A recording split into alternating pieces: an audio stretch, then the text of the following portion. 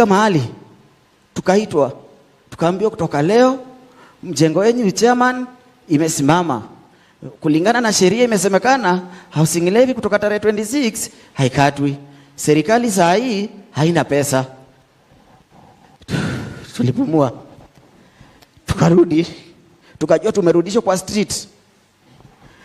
The journey of a jungle. Kama ulikuwa mwizi, endelea kuiba. Kama ulikuwa unatega, endelea kutega. Kwa sababu saa hii pattern imechange.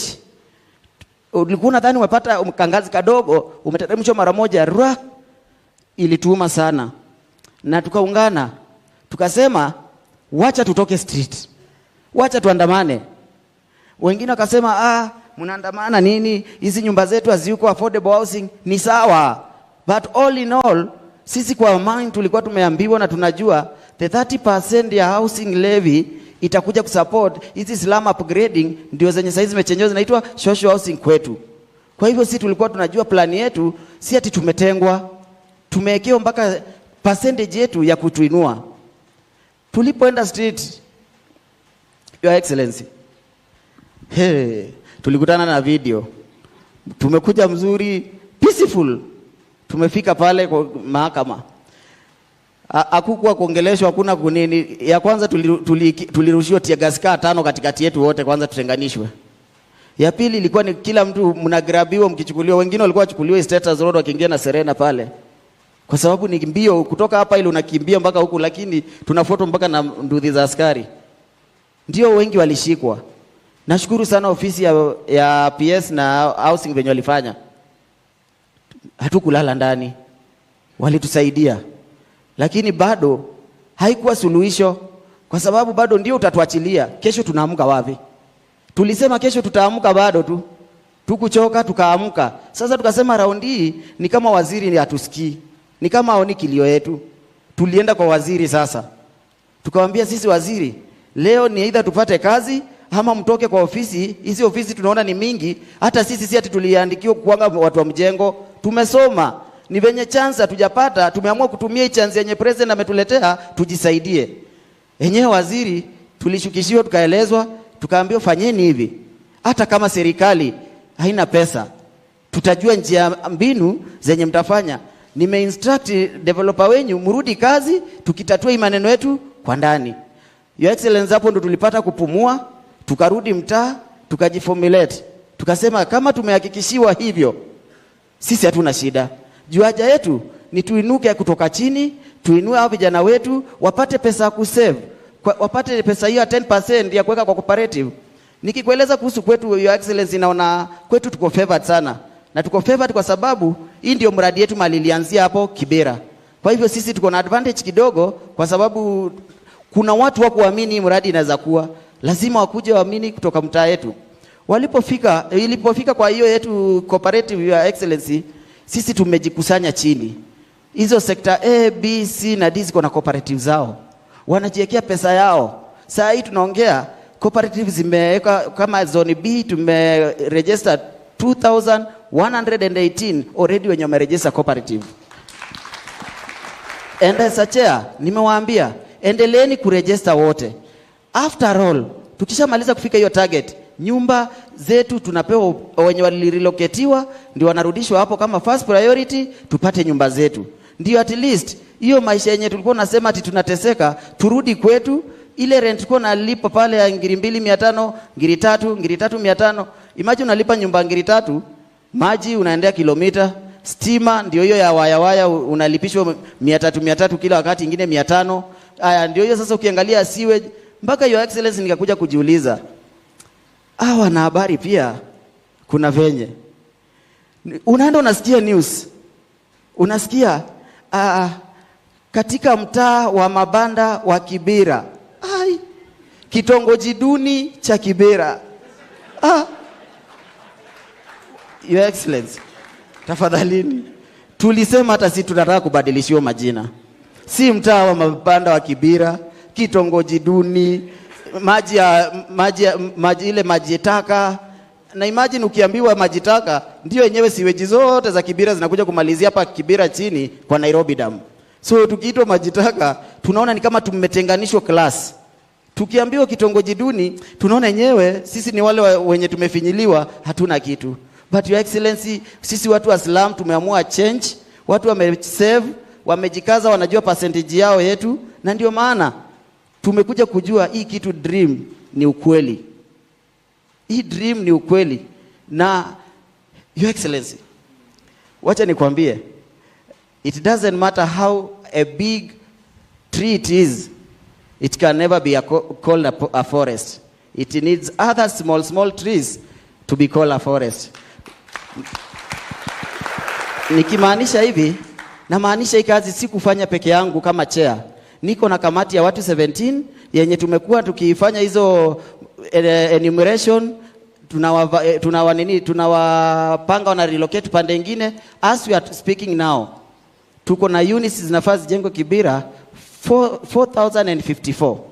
Members wetu wamekaa huko nje wanaziangalia, wengine wanafanya kazi, wasave, zikiisha hivi hao ndio wa kwanza wanaingia. So ningeomba tu kwa heshima your excellency, viongozi wangu wako hapa wasimame tu wa wave kwa heshima, wasiseme tu watu wangu nimewaacha. Sek wetu members tafadhali. Tafadhali members wake best. Tuwapige makofi wale members wa huyu mungwana. Asante sana. Yeah, hiyo ndio team ilifanya relocation, tukaenumerate watu wetu, kama make sure ni watu wetu wa mtaa. Wakawekwa kwa data, kila mtu akona kadi ya nyumba ya kuonyesha anangojea. Ya pili, wakaingia waka make sure watu wenye wamewekwa kwa cooperative ni wetu. That's why tukasema sisi tunangojea nyumba iishe your excellency. Na ikiisha, wacha sisi tuingie nyumba yetu. Hata sisi tubadilishiwe jina. Tukiitwa jina hata utukufu ya baraka nini, tunajienjoy. Lakini kuitwa mtaa wa mabanda kitongoji duni. Asante sana. Tumpigie huyu mungwana makofi jameni. I mean, if anybody had any doubt that this housing program is about real people with real concerns, I think my good brother Stanley has made the point. It's about people who live in squalor. I don't know how we would feel when Stanley says children in those neighborhoods cannot be taught about sex at 10, because it is something they witness every day because of how those settlements are. As a country, we must dignify every family and every Kenyan. And this housing plan is about dignifying and creating dignity amongst each and every one of us. What is going on in Kibera is transformational. We are doing the first, where we are constructing now is how many acres, Inga? 4,054. 4,000? 4,054. 4,054 units. Yeah. That is the phase that we are in. Yes. We have already decanted another. We are in the process of decanting the next phase. Next phase, which is about 22 acres. We're moving on to the 22 acres, and we want to thank Stanley and team for working with us to enumerate citizens. And it is amazing how Kenyans are cooperating.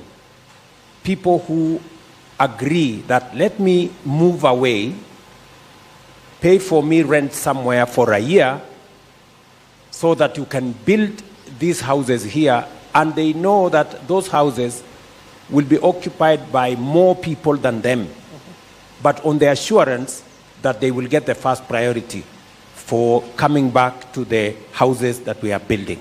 And I want to commend people like Stanley and your team for working with us in the communities to be able to create understanding in the communities that this project is not about other people. It's about them, it's about their children, it's about their families, and how we want to create dignity in our settlements. And for those of us who report, I think you have heard Stanley say, please spare them Vitongoji Duni. I think we are going to change the name, and hopefully we will call it, you said you wanted to call it Baraka or something, some Baraka Estate or something. So I think that is really commendable, Stanley.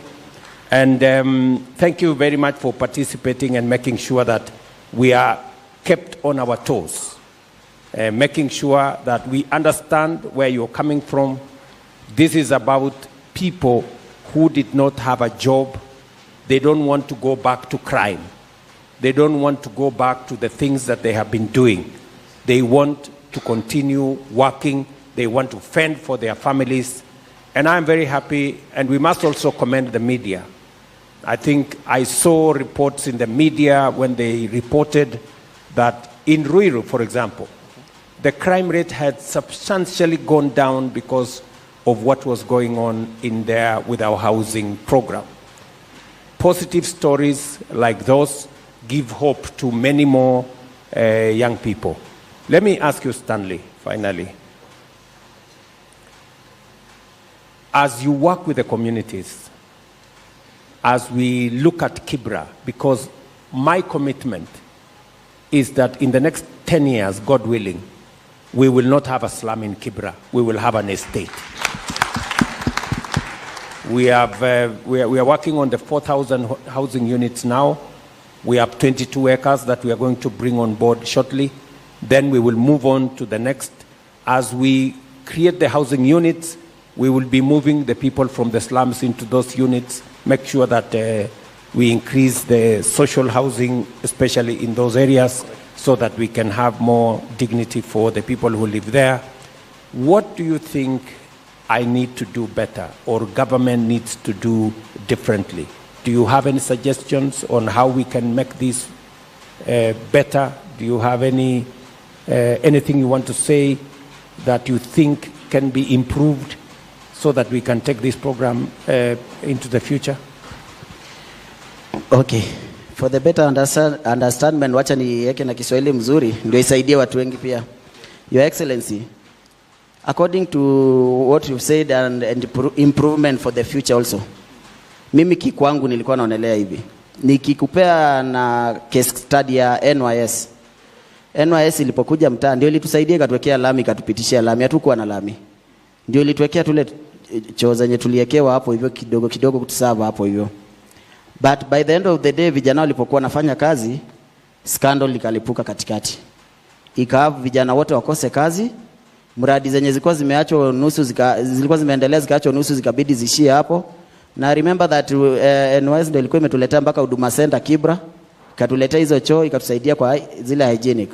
On my view, hata wakati tulikuwa kwa public participation, ukiambia Mr. Chair Kuria, nilikuwa nimesema, in order to safeguard this project na iende mbali, let the money meant for the housing remain for the housing and free from corruption. If you tame corruption, everything will be okay. Hiyo ndio inamalizanga, hiyo ndio mdudu mbaya ndio inaanza project na ibaki imebaki kama white elephant ikwame. Very good. I think let's give him a clap. What Stanley is saying, this project must have integrity. This project must be run, and I hope everybody is listening. It couldn't have been put better than what Stanley is saying. That this is public resources. Kenyans are committing their money through the levy for this program, for the dignity of other Kenyans, so that other Kenyans can have a job, so that we can have decent housing, so that we can eradicate slums, so that we can increase the number of homeowners in Kenya. Not just for the people living in slum areas, teachers, doctors, and everybody else will have an opportunity to own a home, because we have substantially reduced the cost of homes in Kenya. Our plan is to create minimum at least 2-3 million homeowners in the short term, so that we can have a country where everybody believes they own something and they are part of that ecosystem. So I want to give you my assurance, Stanley, as I do all the other workers in the construction site, and as I do to every Kenyan who is contributing their money to the housing levy, I want to assure you that I will do whatever it takes and deal with whoever and protect these resources for the benefit of the people of Kenya. That I will do. And I want to give a warning right from here, listening to Stanley. Please, anybody involved in this program, if you just step offline, it's not going to be business as usual. So integrity, integrity, integrity it is. This program must be corruption-free. We have agreed on everything. We have even agreed on the quantities. We have agreed on the costs. Unlike in the past, when costs moved from here to there and ran all over the place, Hinga, you know, we already agreed how much it's going to cost. Yes, we did. And there will be no escalations and there will be no issues. So, Stanley and all the other Kenyans, we've listened to you. Integrity is going to be front, back, center, left, right, to make sure that this program succeeds. Thank you. Asante sana. Thank you so much, Your Excellency. Your Excellency, affordable housing is not synonymous to poor quality.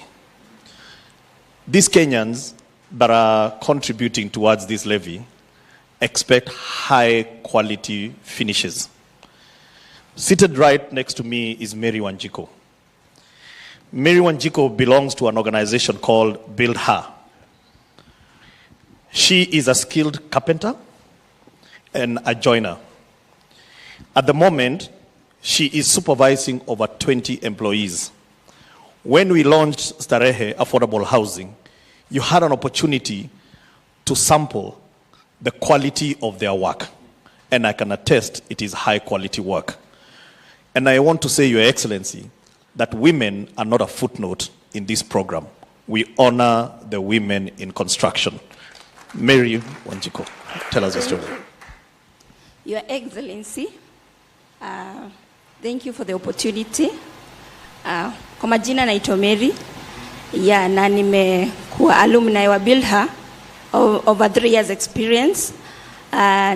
Nimeingia kwa hii sekta ya ujenzi baada ya kugraduate from Build Her. Nimefanya kazi tofauti mingi sana za site. Tumekuwa tukipitia a lot of challenges. Tumekuwa tukipitia sexual harassment, tumekuwa tukiwa discriminated na kuwa pia underrated. Na hivi karibuni tumeona vitu zimeanza kubadilika pole pole, na tumeona wanawake wengi wameanza kuingilia kwa hizi sekta. Tuko na engineers, tuko na architects, na kwa muhimu sana kwangu tuko na skilled artisan kama welders, painters, carpenters ambao wako ndani na tunafurahia sana. So mimi niruhusu kidogo ni wapejani yangu. Nilianza kazi ya kuandikwa kwa hizo sekta za ujenzi, nikafika mahali nikafungua my own workshop for a period of 1.5 years. But mambo ikakuwa ngumu kwa sababu nilikuwa na watoto high school. Niko na inanirudisha nyuma kidogo kwa sababu watoto walikuwa wanafukuzwa shule nini, nikawa kutafuta kazi. Nimefanya kazi kwa muda wa miezi 6. And in the period of 6 months, nilikuwa nafanya kama maintenance and repair officer. But last week, on Saturday, 3 days back, I was promoted to a technical coordinator. So, si rahisi, na try pia ku pass this information kwa wanawake wote ambao mko hapa. Si rahisi na si ati hatuwezi. Sisi wanawake tunaweza na tunataka Your Excellency utujaribu kwa hii miradi ambayo ni ya ujenzi, tuweke kama mafundi, si kama watu wa mkono, watu wa kubeba maji, but kama mafundi, na to prove the nation that we can and we are capable, kwa sababu si wanaume wengi ambao wanaamini ya kwamba wanawake wanaweza. Si wanawake tunaweza? Asante. Asante sana Mary. So katika program ya Build Her munapatiwa training. Yes. Alafu munakuwa skilled, alafu so kwa mjengo saa hizi bado mnaona kama kuna ubaguzi vile unasema mnakuwa underrated, mnakuwa discriminated, alafu kuna shida ya sexual harassment. Ungependa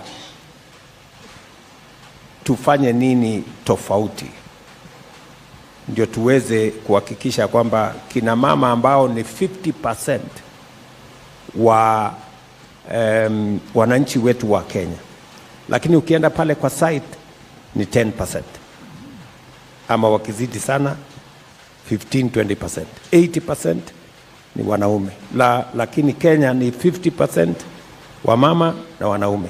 Ungeona tunaweza kufanya nini tofauti ama zaidi ndio tuweze kuchangia kina mama pia kupata riziki kupitia kazi hii ya affordable housing ama ya housing kwa jumla.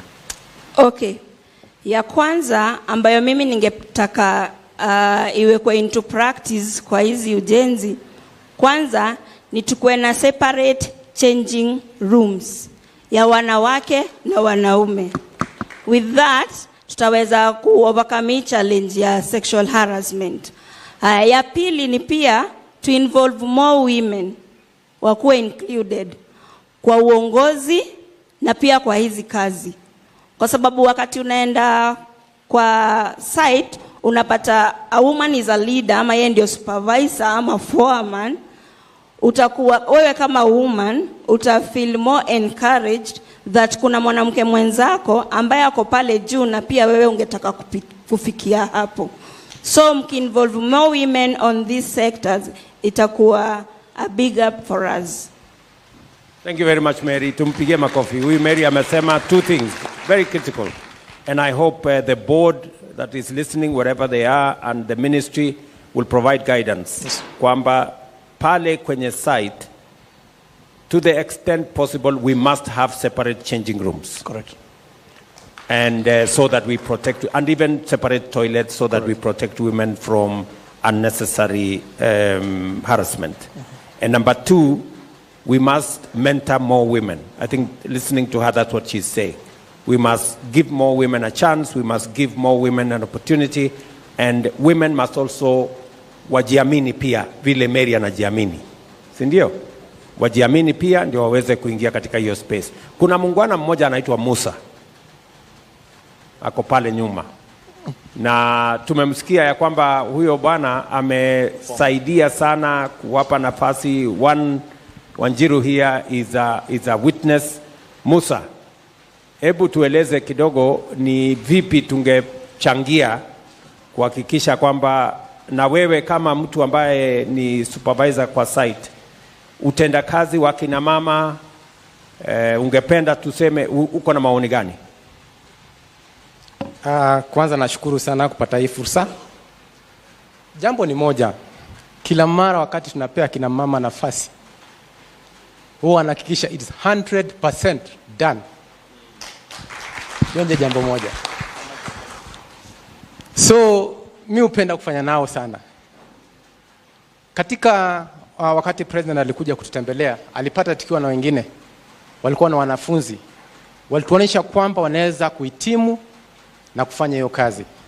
Sasa tunapoongea, Jackie ni mmoja wao hapa, kuna mwingine pia tumetembea nao wanasimamia upande wa stima. So Mr. President, mimi naweza sema upande wa kina mama ni kwamba hao wenyewe wamejituma kuonyesha kwamba wanaweza kufanya kazi kwa 100% bila kuogopa. Asante. Thank you very much. Two things. Nikisikiza Musa anasema pia kina mama mjitume. Si ndio? Musa anasema kina mama mjitume na mjiamini. na pia hizi courses zote pale nyuma watu walikuwa wanafikiria kwamba course ya plumbing, electrician, painter, welder, seremala ni ya wanaume ama ni ya watu wa chini. Mimi nataka niwaeleze ya kwamba kazi ni kazi. Ile inakuwekea riziki ndio kazi. So nawauliza vijana, kina mama hasa, wajitume, wachukue hizo course, wachukue example ya Jackie hapa na wale na Mary hapo na wale wengine, wajue ya kwamba hii kazi inawezekana ifanyike pia na kina mama. Asante sana. Thank you very much, Your Excellency. There is one attribute, Your Excellency, that you have, which is that you don't keep grudges.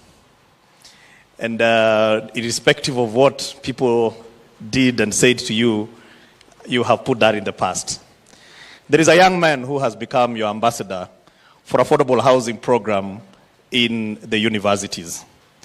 I will let him speak for himself. Anthony Manyara. Your Excellency, the tragedy, and sometimes when we are having this conversation about housing, sometimes there is a very big disconnect. Because sometimes we ask ourselves, do we all live in this country? Today, majority of our students live in slums. They live in slums to go to the universities. And they are facing all manner of challenges. A lot of illicit drugs and so on and so forth. So because of this program, one of the things that our committees have instituted is what is called institutional housing. We will now build many more student hostels so that students can live in campus, study in campus, and in dignity. Anthony Manyara, over to you. Thank you so much. Mheshimiwa Rais, my name is Anthony Manyara.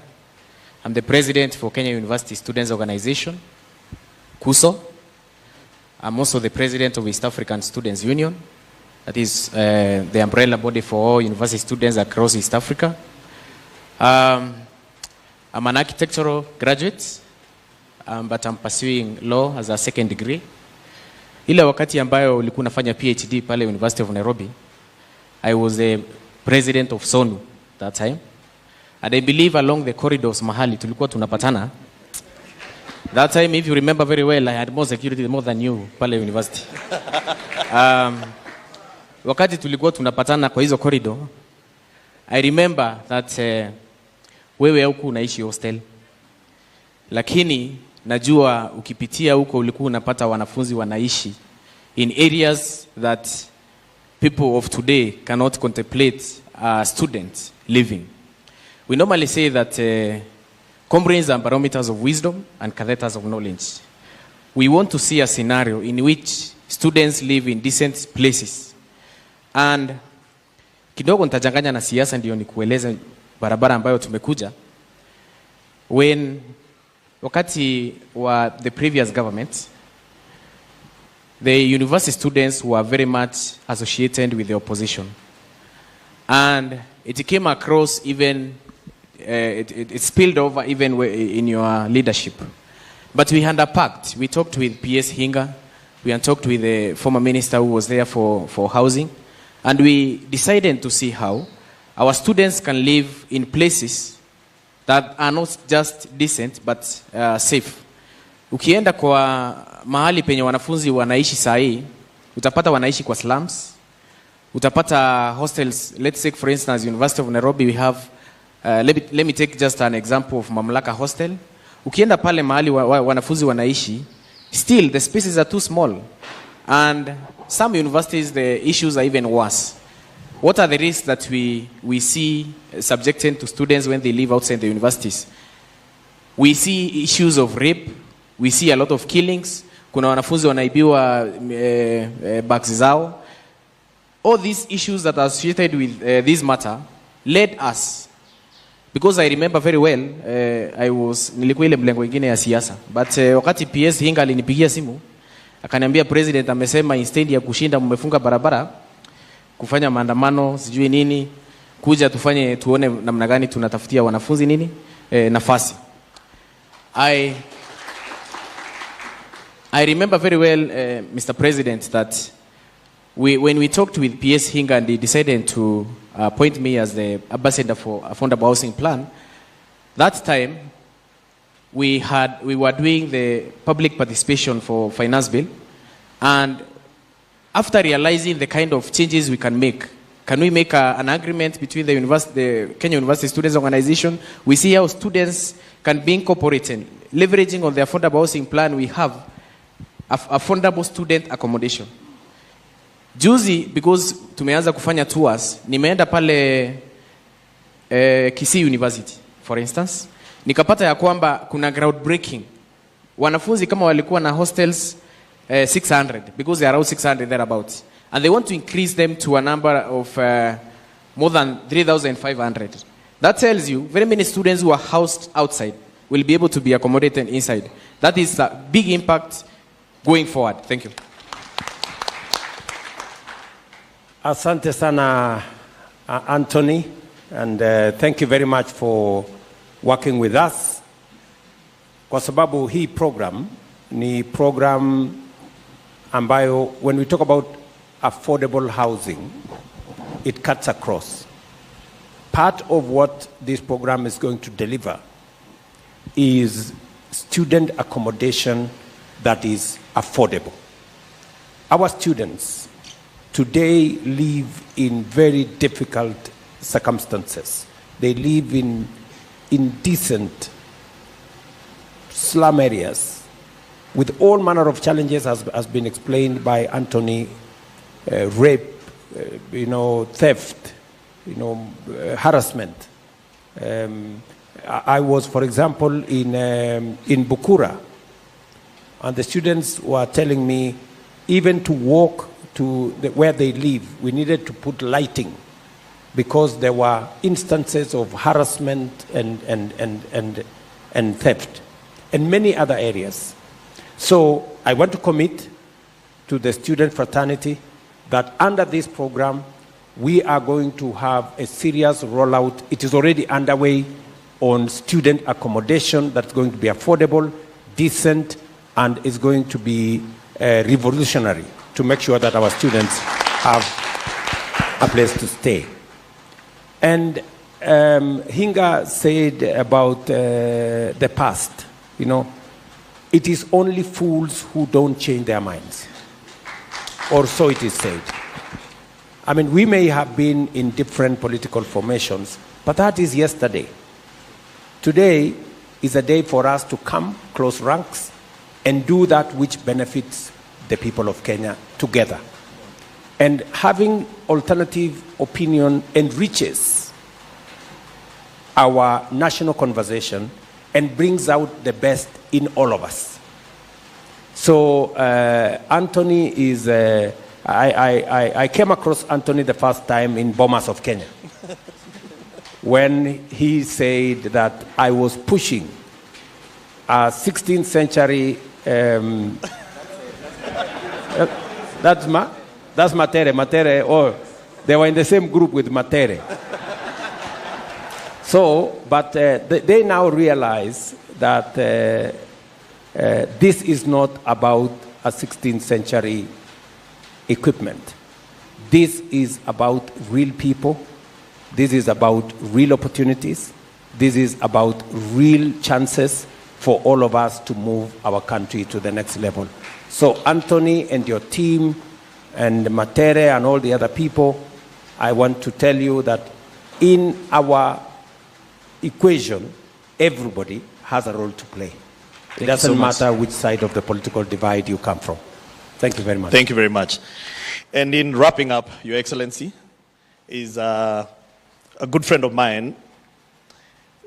In the year 2018, when we did Park Road development, we said that this affordable housing program, Your Excellency, is not about four walls and a roof. We have we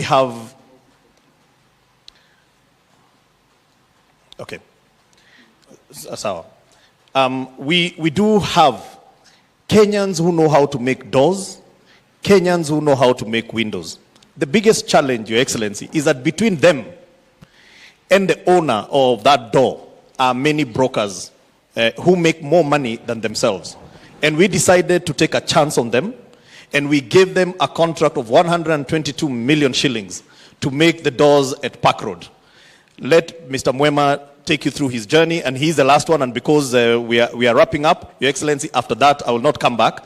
I will ask you to sum up this program. Thank you very much. Mheshimiwa Rais, wakuu wote wa serikali, hamjambo. Kwa majina yangu naitwa Peter Mwema Mudhaka. Ingana pile PS Inga amesema, sisi tulikuwa watu wa chini, tulitafutwa tukiwa kule Kariobangi. Na tukaambiwa tuko na contract hapa Park Road. Wakati huu hatukuwa tunaweza kunjua vile tunaweza kunegotiate mambo ya contracts. But serikali ikatuambia tuende tuongee na contractor, because already contract ilikuwa chapatiano.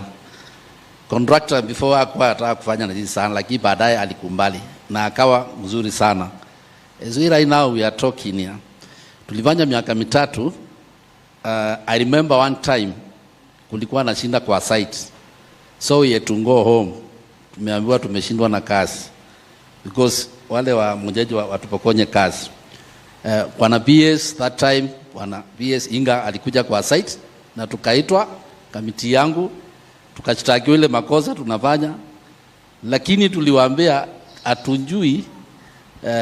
Lakini wakati ilipika wanjanje kuamua wana PS, tulisema sasa anatuambia tutoke, lakini aliongea kitu ambao itatoka kwa roho yangu na nikampenda sana.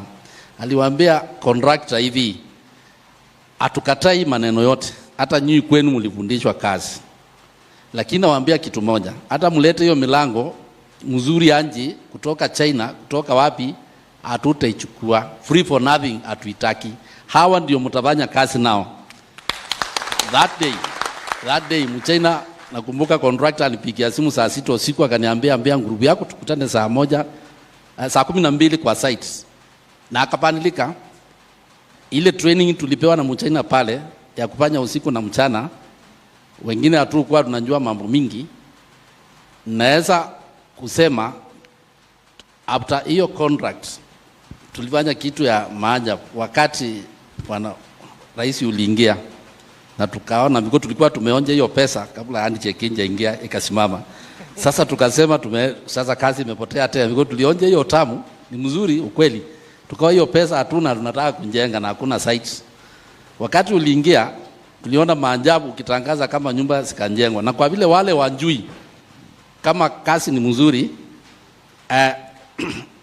wakati ulitangaza ya kwanza tulifurahia sana, na tukaandikia PS barua tukamwambia tumejipanga, na akatuambia sasa si hapa Nairobi peke yake, lazima hii ujumbe yote mlifanywa pale iende Kenya mzima mahali kuna njengwa.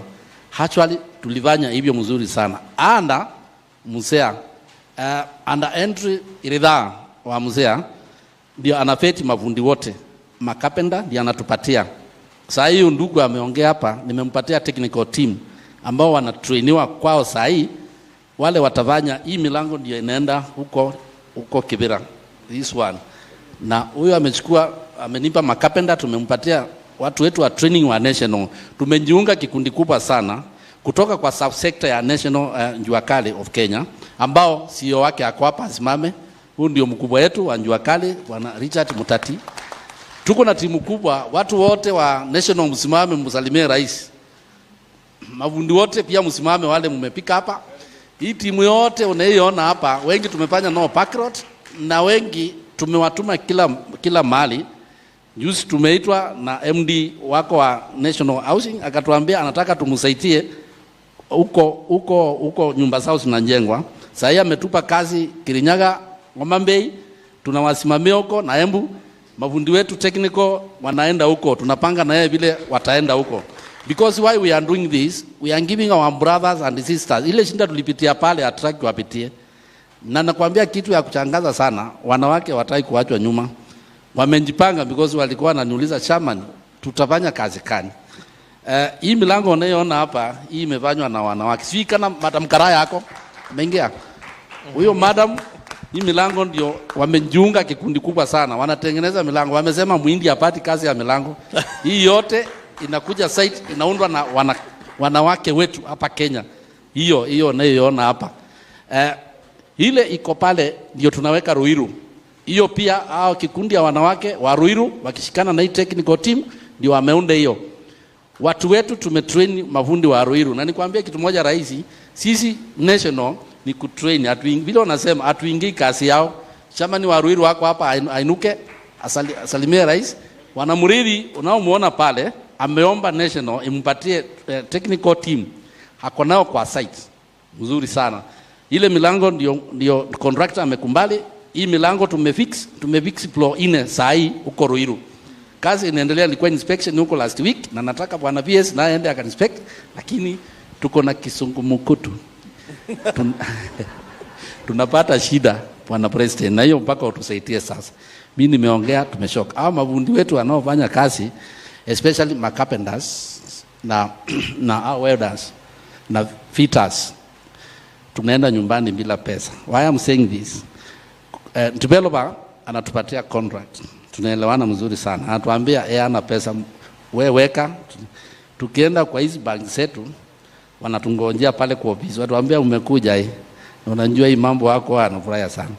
Ile interest wametupatia Mr. President, kusema ukweli, hao watu ukiwauliza wako pia tuko na njaa. Because tunalipa interest, tukilipa other things, tunambaki kamkate ni kidogo tunapeleka nyumbani. So wamenituma hata nikiwaambia president atutafutie kama ni hustler funds, vile tunaweza deliver hii cash tumbaki na kitu, because 25%, 21% banks za Kenya zinatumiza sana.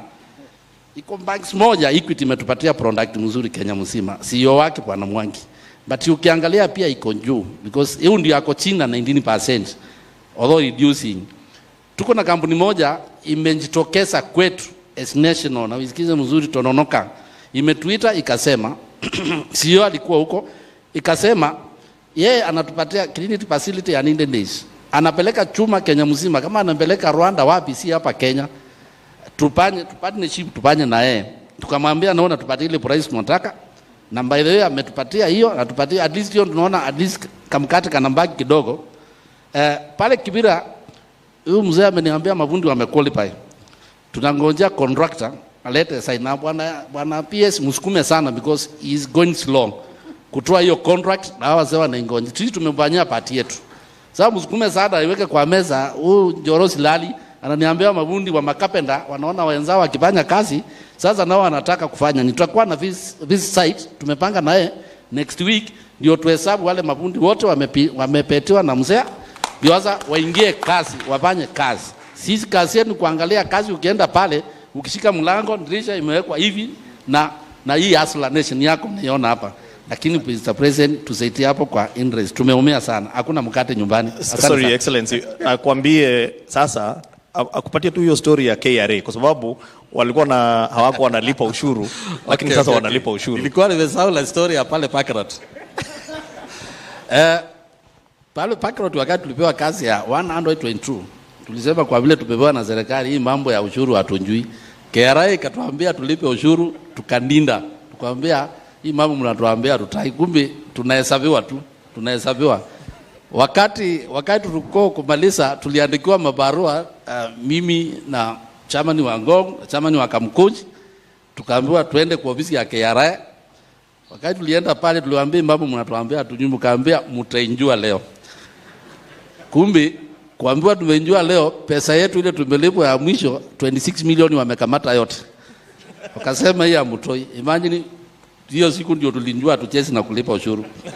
Hiyo tukiambiwa KRA iko hapa tuambia kuja tukupe yako, tuachane na sisi. Because alisema alichukua vile tulikuwa tumepanga tukawe pesa, mafundi wapate 16,500 yote akabeba siku moja. Katuambia niliwaambia mlipe mkakataa, nimewakamata. Because aliandikia hizo benki zote barua mahali akaunti yetu iko ikamata. Kutoka hiyo siku hao mafundi wote hakuna mtu anacheza. Hata sisi tunaangalia tukikupatia kazi kama ulipi ushuru tunakuambia wewe rudi kwa mzee ukakufanyia interview tena. Because tunataka kuona certificate ya, hatutaki shinda na KRA na tumekuwa mafrendi sana. Pale Parkrot mnaona tuliambia PS hatuwezi kunjenga hapa, tutoke kwa mambanda. Nasikia ile story wanajoroa wameongea hapa because tulikuwa kwa mapanda mahali alituokota huko Mathare. Ati saa hizi tunaamuka mahali mzuri pale Parkrot. Sisi hatukujagi ngari na town kuruka. Tuko na bahati sana rais. Tunakuja hapa, tunaingia town, tunafanya shughuli, tunarudi kwa nyumba. Hapo tukiwa town naona kwangu. So tulipaitika watu 45. Why hao watu wote wanaona rais wote wamesave pesa. Tumeenda kwa PS na tukamwambia tumelipa kwa mboma yangu na tuna save huko, lakini iko kitu tutupanga na yeye atupatie allocation ya watu wakawani na amekumbali. Sasa sisi tuwekewe 10% na tunakulipa yote. Hao watu wote wamechanga pesa. Mahali wanafanya kazi wanaweka pesa ya kukaa kwao. Because wanaona vile tunakaa Parkrot na wako very happy. Mkikataa nyumba mjue mafundi wangu wote Kenya mzima wamejipanga. Wanachukua hizo nyumba. Asante sana. Haya. Sawa bwana Mwema. Mambo tu mawili ambayo ningetaka pale mbeleni. Utendakazi wenu ulikuwa na matatizo. Ile quality ya vile mlikuwa mnafanya. How has that improved? Are you bado mko pale ama mumebadilisha mambo? Mambo yetu ilibadilika wakati tulifika site 2018 pale Parkrot. Wakati tulikuja na mashini zetu, contractor alisikataa. And the contractor baadaye wakati tulikuwa marafiki alisema you guys naonyesha mashini za kufanya kazi na tutawasaidia kutoka kwetu mahali zinatoka. Hii vitu mnatumia simevitwa na wakati kama ile Kabiru tulikuwa tunatumia ile akatufundisha kutumia ile electronic, ukiweka hapo na nywele kitu ni mbaya. Kulikuwa na siku ya kwenda kuangalia because tulikuwa tunafanyia kwa site huko kwetu. Tulikuwa tunaenda kuangalia na yeye workshop 3 sote Ngong, Kariobangi na Kamkunji. Siku ya Wednesday kila wiki. Akiweka hiyo biro yake hivi anajua ni wapi pambaya, anasema tu correct hapo. Hii milango ya ambao akatufundisha vile kuitengeneza na kuvinya mzuri. Then tukafundishwa kuseti pale. Wakati huu tulikuwa tunafanya vitu reja sana. Vitu ambao ukiona inakaa hata kunaangalia ile vitu tulikuwa tunatengeneza wakati huu au wateja tulikuwa tunawapatia vitu bob sana. Lakini saa hii kitu ikitoka kwetu inaangaliwa kabisa. We have a very technical team here. Watu wa kuangalia inspection yetu kabla developer anja pika pale. Developer hata saa hii hawezi kusema kitu yetu tumeweka. Wote wanapitisha hivi. Very good. And I think that goes to what PS was saying. Affordable does not mean poor quality. And the capacity building that has been done on our Juakali sector. Pale nyuma walikuwa wanatengeneza ile tu kuharakisha, hata unasikia Mwema mwenyewe anasema kweli tulikuwa tunafanya makosa. Wale wateja wetu tulikuwa tunawapatia vitu substandard. Lakini leo kwa sababu ya program hii ya affordable housing, vile tulisema ya kwamba wale contractors tumewapatia kazi. Wakijaribu kuleta watu wao tunawaambia hapana, hii kazi itafanywa na Wakenya. Itafanywa na mafundi wa Kenya. Dirisha itafanywa na mafundi wa Kenya. Milango itafanywa na mafundi wa Kenya. Ile kitu watafanya ni kufanya kazi na wao to improve the quality of what they are doing so that it meets the standard of the construction. And because we insisted, the contractors were trying to say the Juakali people are doing substandard work. We told them it is your responsibility to train, empower, build capacity of the Juakali sector so that they develop the standard products we are looking for. And I want to commend the Juakali sector. They have upped their game. Mwema now says, even them, they appreciate that they are now doing very quality doors, windows, hinges and other facilities. Ni kweli bwana Mwema? Ndio unaona milango kama hii na watu wanafikiri tumeleta hii milango hapa kama sinema. Hii milango ndio inaenda Kibera. Hii milango ndio inaenda kule Ruiru. These are real doors built by real people. Na wamesema, ananiambia wametoa kwa site kuja kuweka hapa ndio watu wajue. They are now doing good quality stuff and we have managed to improve what they are doing. Number 2, Bwana Mwema, katika hii program yako ambayo unafanya na mafundi, umeniambia ya kwamba mambo ya interest inawaletea matatizo. Na lakini pia hapo umesema kwamba na nyinyi pia mnachikaza kuhakikisha kwamba mafundi wenu na biashara zenu inalipa ushuru. Sio namna hiyo? Which is very good. Na sasa hapo kwa interest hamna kesi sasa na gari. So pale sasa kwa interest tulikuwa na mambo kidogo, lakini nimekusikia.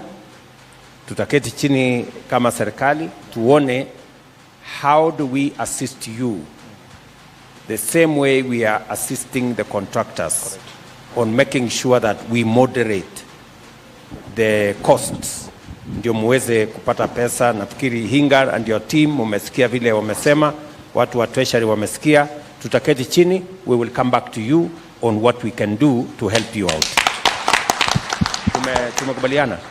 Lakini overall mimi nikisikia vile tunaongea hapa, mambo muhimu imejadiliwa hapa. Tunaongea kila mmoja wetu achangie katika kubadilisha Kenya, either kupitia kwa ushuru, kupitia kwa levies and whatever we are doing.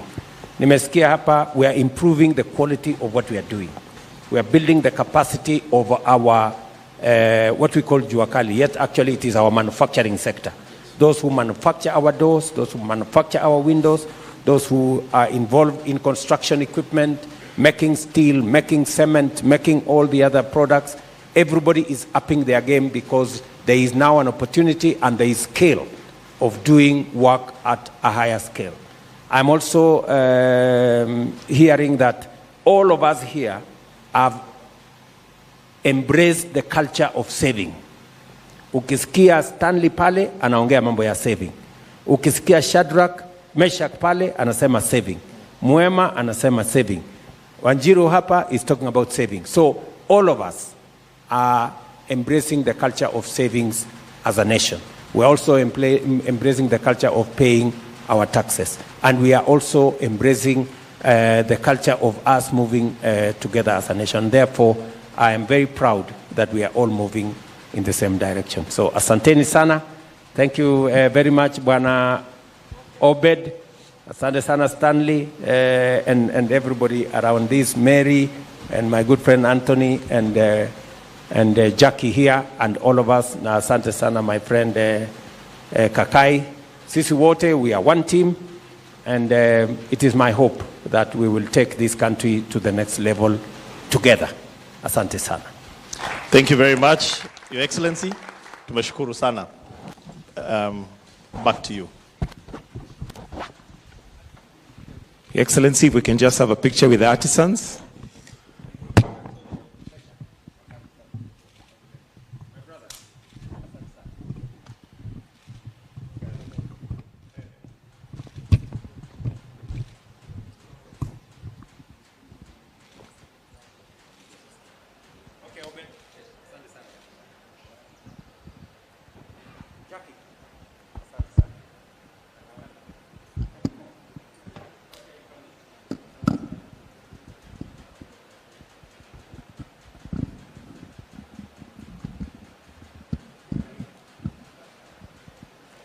Your Excellency, maybe just to stand in the middle for a picture with artisans, or maybe we can step forward, just step forward a little bit. The photographers. Let's be seated, please. The rest of us, we can be seated. Then also we'll have PS. Now that has been a panel discussion led, of course, by one President William Ruto. And